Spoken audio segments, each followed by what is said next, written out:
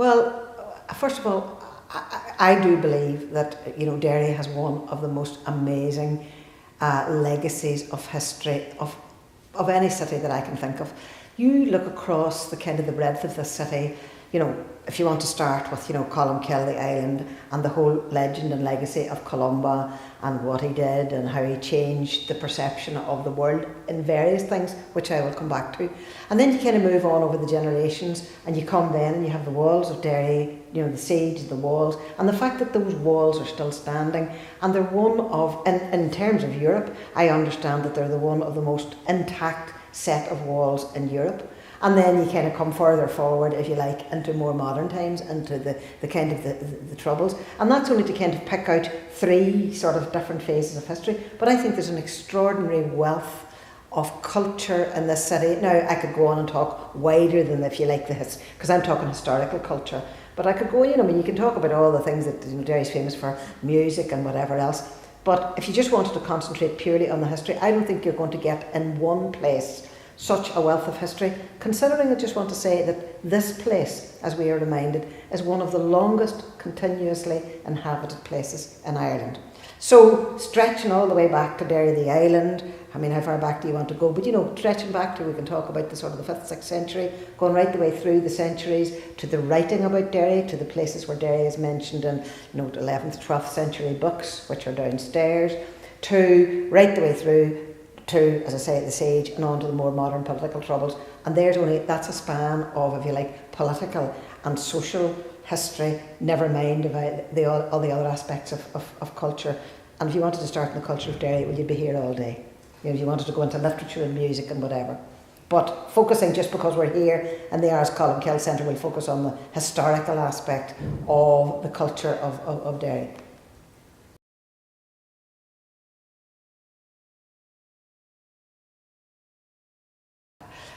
How the centre became a reality, in a sense, by the use of great resilience, determination, refusal to be daunted, cheek, brass neck, and an amazing wealth of support from all sorts of people. I'll give you the short version, because if I gave you the long version, you'd still be here at Christmas.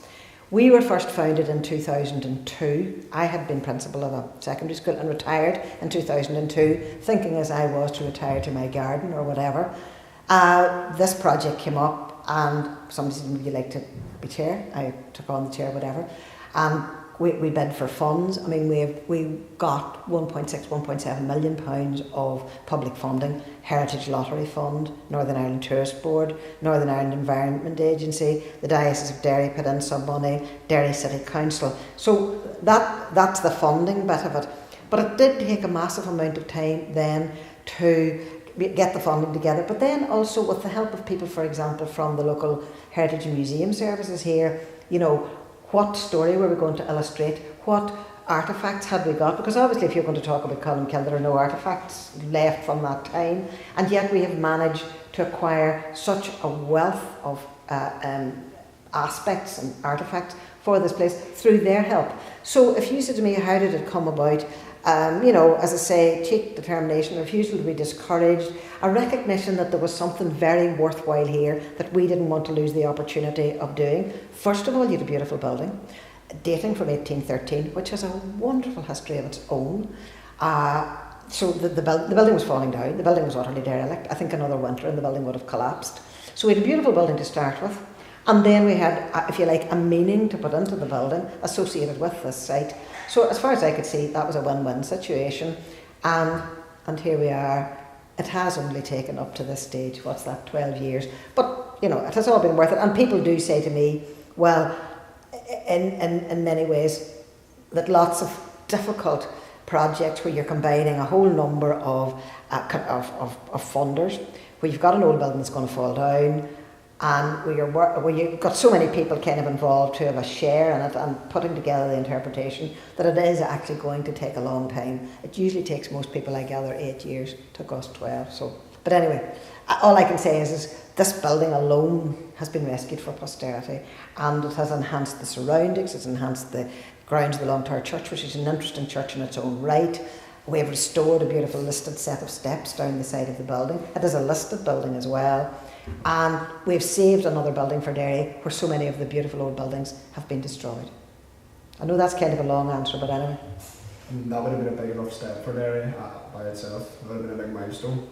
To save the building? Yeah. Yes, because you do know that, I mean, in the past there is a great emphasis now on saving old buildings. I mean, we did go over the argument. Some people went over the argument and said to me, it'd be cheaper to tumble this building and you could put up something cheaper in its place, and that no doubt is true.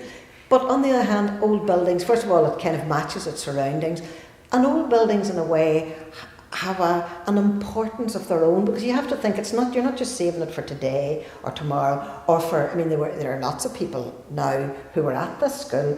You're not saving it for them, it's for posterity that you're saving it. And I think if you let a lot of these, it's not that you should get hung up on the past, but that sometimes the beauty of old buildings is the thing that mesmerises you from the past. And I think that's the thing that's kind of worth preserving. And I think more and more people in Derry are beginning to kind of see that although it does cost more to rescue an old building, there isn't any doubt about it, but what you rescue keeps all the appeal of the past and preserves it for the future, which is really what we were trying to do.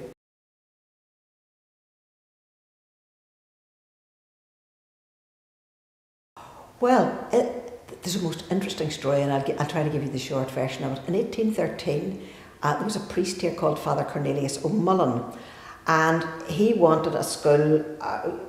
You have to remember that in 1813 there was no government directive, I mean a long time ago, that children should attend primary school. Now in fact the law that set up the national schools is another word for primary schools, didn't come in until 1832. So Father O'Mullen in 1813, he was way before his time saying we need to set up a school here, a primary school. But he had, his bishop and himself did not see eye to eye. In conjunction with Irish history, Father Cornelius was a friend or connection of Daniel O'Connell, who would have been, associated with Catholic, who led the campaign for Catholic emancipation. And again, Catholic emancipation didn't become a reality until 1829. So here you have Father Cornelius in 1813 saying, we want education for the children. There were great rows between himself and the bishop. The bishop was much more, I gather, an establishment figure and didn't want to be sort of, rocking the boat, for want of a better word. And there was a riot here in the churchyard. There were disagreements about the school, because although the advertisement for the school appeared in 1813 for contractors to come along and build it, the school itself didn't actually get built until 1825. Father Cornelius himself finished up at one stage acting as a second in a duel in which Daniel O'Connell was involved. And anyway, he got into trouble with the bishop, finished up in jail. I'm fairly sure it was Derry Jail, the jail that's out there in Bishop Street. Finished up in jail and was eventually sent off, and he died in Argentina or somewhere. Anyway, the school was then built in 1825. Eventually the Mercy nuns took it over in the 1850s, 60s type of time. They ran it then as a primary school, not as an infant school. And then in 1893 they built the new school, which is just up in the schoolyard. And one wonderful thing that I would draw your attention to, which is here, we have an exercise book downstairs from a child who was at this school in 1893. His family gave us his exercise book, and in the exercise book he describes being here at the school and the new school in 1893, new in those days, being built there, describing the building of the new school and describing this school as being kind of a bit too small and a bit uncomfortable, and watching the new school being built. And we have the child's exercise book in a case downstairs, which I think is a wonderful piece of history. Stories like that should be preserved, do you think? Oh, totally. Because if you, we have this book obviously behind glass for obvious reasons, because it's a very precious relic and it's precious to the family. But I mean, when you look through this child's exercise book and their kind of various essays, first of all, I'm terrifically impressed at the handwriting. Secondly of all, if you're at primary school, what age are you going to be? 8, 9, 10? I mean, the writing is beautiful, the spelling is very good. But these children, which is very impressive, they were doing algebra. They were doing, their writing, their description, and he's writing sometimes about events that happened, about the death of somebody in the locality, about the weather, about the winter weather. So that sometimes if we turn over some of the pages, we've kept it open at the page about the school, but if you turn over some of the pages, it's wonderful to read and to see this book and these stories, and as I say, reflecting the times that were all around him as he was in school, plus the level of the subjects that they were doing is quite mesmerising. No primary school that I know, no primary school child that I know does algebra these days.